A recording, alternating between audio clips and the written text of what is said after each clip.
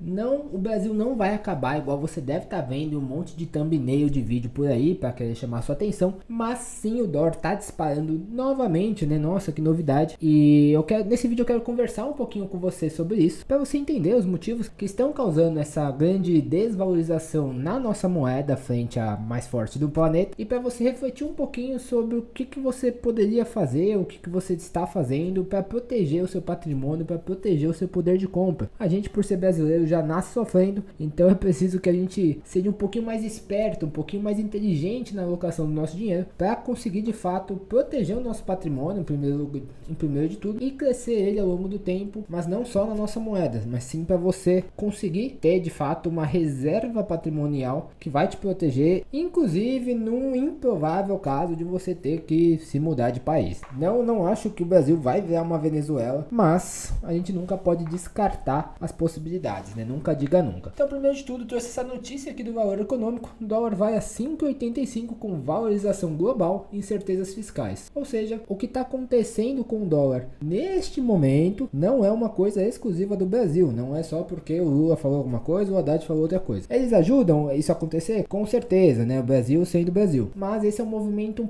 pouco além aqui do nosso quintal. E por que isso está acontecendo, né? Agora o gatilho para o movimento adicional de piora é externo. Por que eles estão falando isso aqui, ó? Dólar à vista ampliou sua valorização frente ao real, bateu cotação de 5,85 em meio ao mau humor global que leva a moeda americana a se apreciar frente a 31 das 33 moedas mais líquidas acompanhadas pelo valor. E aí tem um ponto muito importante que eles colocam aqui, né? Para um operador de câmbio, esse ajuste adicional de posições pode estar ocorrendo por ser antes do fim de semana que precede as eleições americanas. Vão acontecer aí na próxima terça-feira. A gente vai ter a disputa do Trump tentando voltar à presidência com a Kamala Harris, que é a representante do Partido dos Democratas, né, do partido do Biden, e que, como você já deve saber, lá é um negócio até que parecido com aqui no Brasil, só que até mais extremo, na minha opinião, né? Lá você só tem a direita e a esquerda, não tem nada no centro, você tem lá republicanos e democratas, sempre com visões muito opostas, muito antagônicas até de como levar a economia. A princípio, pelo que está saindo nas pesquisas, ó, resultados indefinidos. Então tá aqui, de acordo com o agregador geral de pesquisas do New York Times, Kamala Harris tem 49% contra 48% do Trump, ou seja, uma disputa tecnicamente empatada. Os resultados variam dia a dia à medida que novas pesquisas são publicadas. E aqui um ponto de curiosidade, né? Vale dizer que os institutos de pesquisa americanos fazem pesquisas estaduais e nacionais. As respostas são de prováveis eleitores, já que não é obrigatório votar no país. Sabia que não é obrigatório votar nos Estados Unidos, igual aqui no Brasil? O que você acha disso? Você acha que aqui também não deveria ser obrigatório?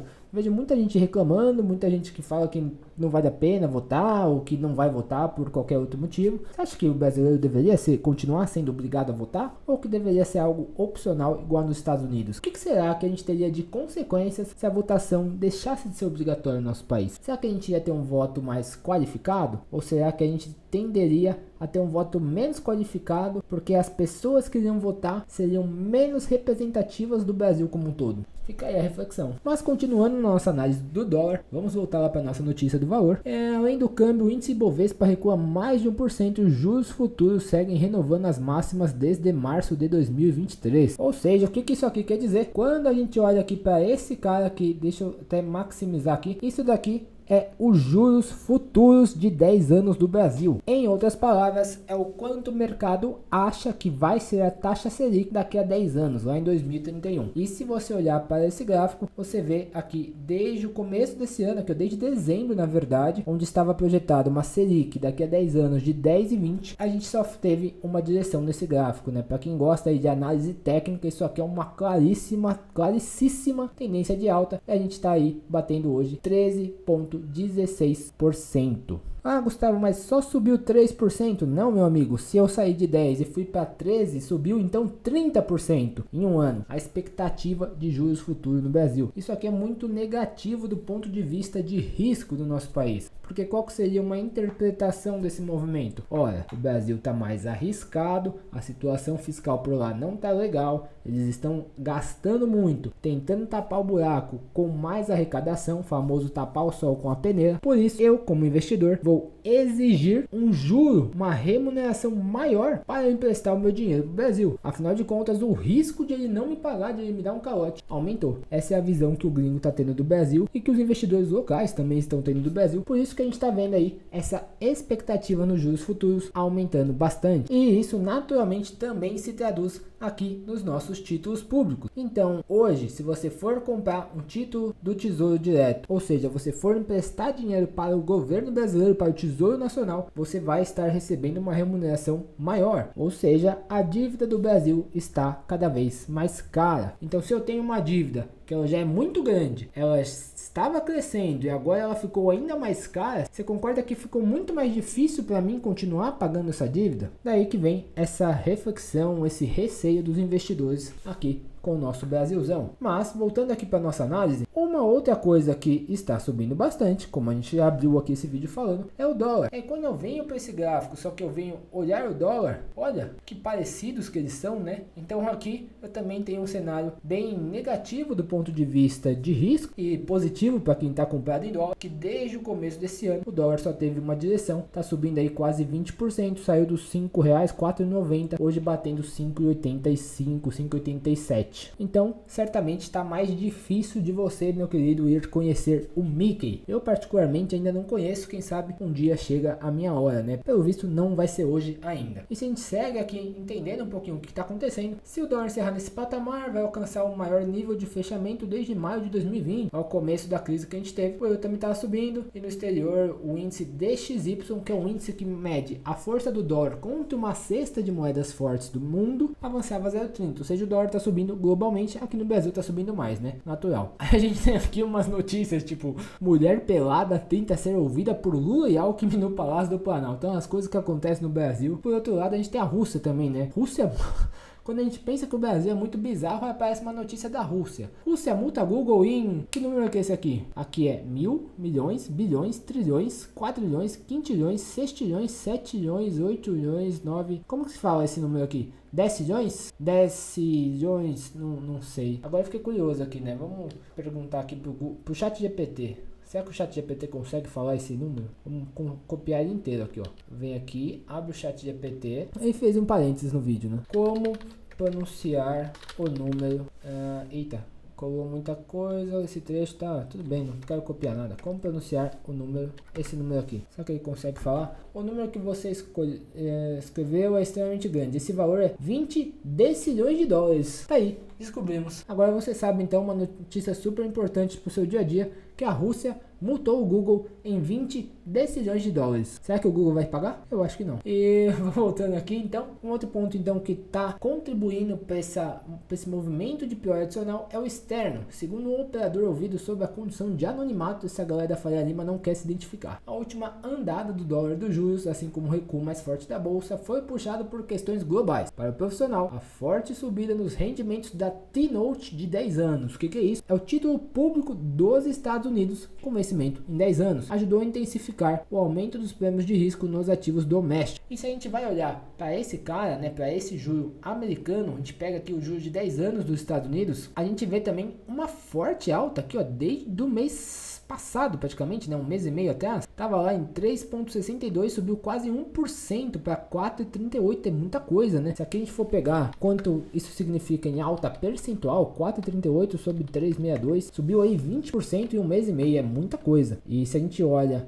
um pouquinho mais para trás, tirando esse zoom, lá no começo do ano de 2024 estava em 3,78, então subiu bastante, caiu e agora está subindo de novo, por mais incerteza global e por um ponto importante, que eu não sei se vai estar falando nessa notícia, deixa eu ver, aqui não, mas hoje a gente teve aí a divulgação do payroll, que é basicamente o número de criação de novas vagas de emprego nos Estados Unidos. Então criaram lá 12 mil vagas de emprego e frustram expectativas. E o que isso daqui significa? Um mercado de trabalho menos aquecido. A gente veio aí de vários meses de mercado de trabalho americano mais aquecido, ou seja, mostrando uma economia economia mais forte, se o mercado começa a desaquecer, isso acende de novo aquelas luzes amarelas de preocupação dos americanos para uma possível recessão na economia americana. Mas aqui é sempre aquele tal negócio que eu particularmente não sei como deixar essa galera feliz, né? Porque se cria muitas vagas de emprego, aí fala que a economia está aquecida demais e que isso vai gerar inflação, que vai ter que subir juros, aí todo mundo fica com medo e aí se cria poucas vagas de emprego, quer dizer que a economia está muito fraca e que vai vir uma recessão. Eles nunca estão contentes, né? É difícil agradar essa galera. E aí, seguindo aqui então para o fechamento da nossa análise, o que você tira de reflexão desse vídeo? O que eu gostaria que você pelo menos ficasse com uma pulguinha ali atrás da orelha para pensar? Será que você está protegendo o seu dinheiro de maneira adequada? E outra coisa, né? Será que você está aproveitando as oportunidades que aparecem para você? Eu particularmente, com essa grande subida de juros aqui no Brasil, olha o que eu estou fazendo. Estou comprando mais Tesouro IPCA mais 2045, porque eu acredito que esse nível de taxa é muito atrativo e vai ser um baita de um investimento, independente do que saia nas notícias, independente do que os operadores de mercado da Faria Lima que falam sobre condição de anonimato estão pensando. Para mim, botei aqui mais 5, 11, 23 mil reais em Tesouro IPCA+. Por que eu fiz isso, né? Aí a gente vem aqui no site do Tesouro, vem nesse link histórico de taxas, aí clica aqui em investir, Tesouro IPCA+, 2045. Quando você pega todos os anos aqui, dá uma olhada só no seguinte, estou em taxa, ó. Aqui eu tenho desde 2017, então eu quero um período mais longo, vou pegar o 2035, Educa Mais não, Tesouro IPCA+, 2035. Olha só o seguinte, quando foi a última vez que a gente teve taxas tão altas assim?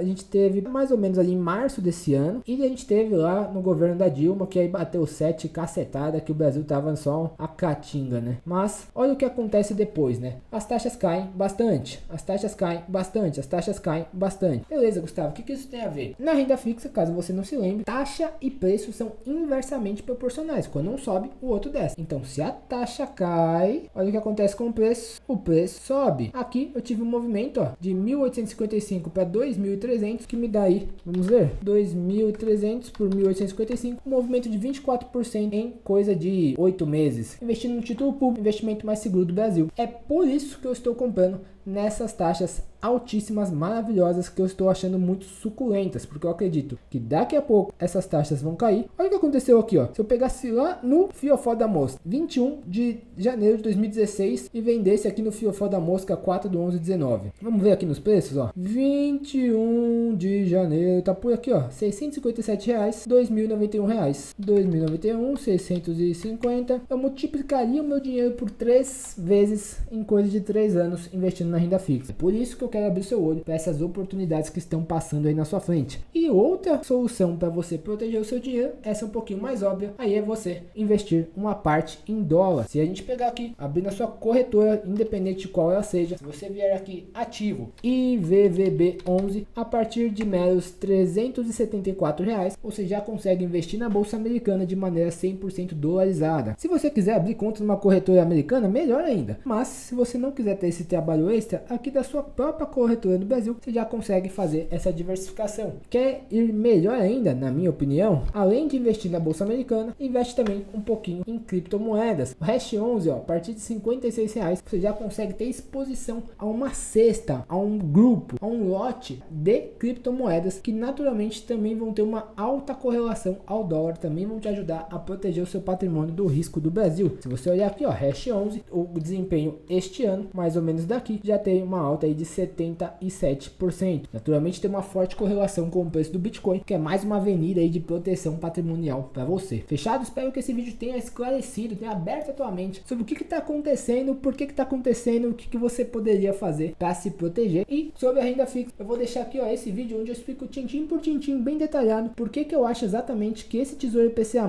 é a oportunidade do momento.